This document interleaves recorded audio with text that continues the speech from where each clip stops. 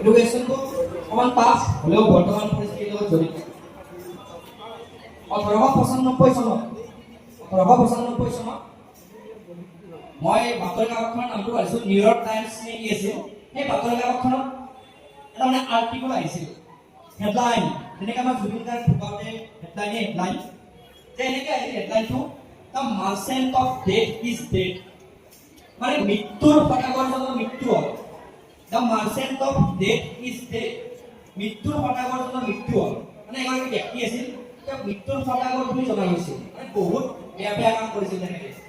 কিন্তু তেওঁৰ মৃত্যু হোৱা নাছিল স্বাভাৱিক, তেওঁ লুকাই আছিল। যেতিয়া পেপাৰখনত আহিল যে the merchant of death is dead বুলি, তেওঁ যেতিয়া পেপাৰখন পালে তেওঁ ভাবিলে মই ইমান বেয়া কাম কৰি আছিলে, মোৰ বিষয়ে পেপাৰত এনেকৈ আহিছে।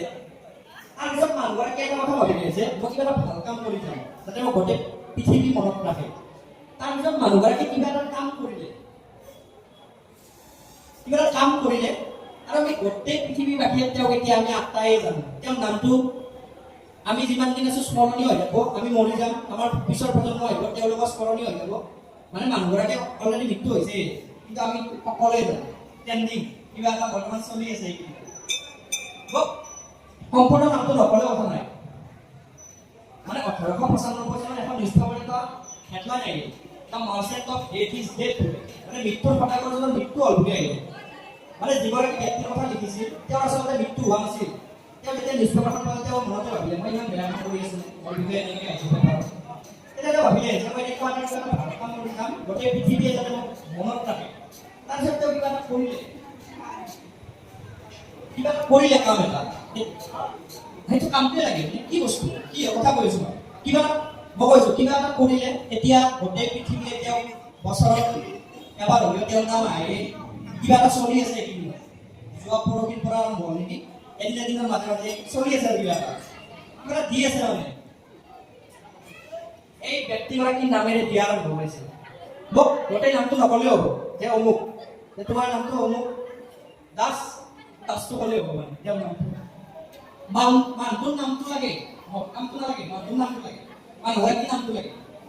যে অমুক 5 4 3 2 1 0 কৰা নাই, চাৰিটা দিন G plus 10 H plus 10 কৰিছা, L plus 10 M plus 10 ইলেক প্ৰশ্ন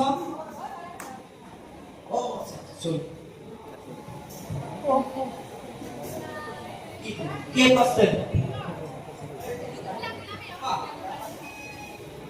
pass D में what pass B 9 pass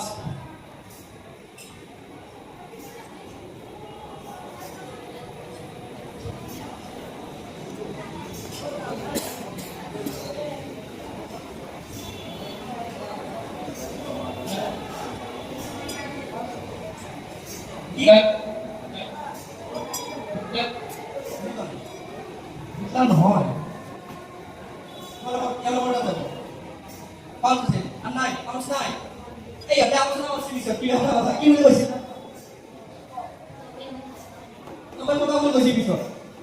এইটো আছিল আলফ্ৰেড নোবেল।